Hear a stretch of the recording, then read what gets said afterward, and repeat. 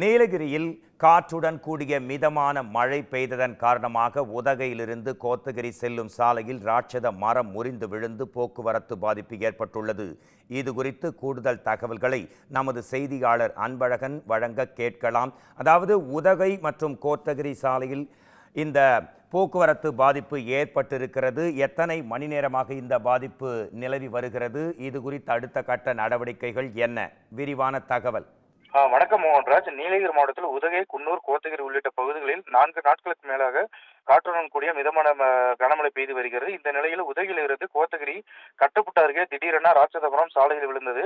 இதனால் உதகையிலிருந்து கோத்தகிரி சென்ற வாகனங்களும், கோத்தகிரியிலிருந்து உதகையை நோக்கி சென்ற வாகனங்களும் நிறுத்தப்பட்டன. இதனால் போக்குவரத்து பாதிப்பு 1 மணி நேரத்திற்காக பாதிக்கப்பட்டது.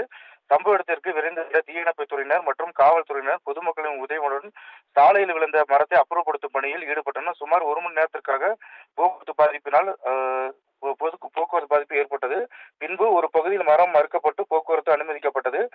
மரம் விழுந்த இடத்தில் வாகனங்கள் எதுவும் செல்லாததால் பெரும் அசம்பாவிதம் தவிர்க்கப்பட்டது. சாலை ஓரங்களில் உள்ள ராட்சத மரங்களுக்கு கீழ் வாகனங்களை நிறுத்தவோ பொதுமக்கள் நிற்கவே கூடாது என வனத்துறையினால் அறிவுறுத்தப்பட்டுள்ளது. மோகன்ராஜ்.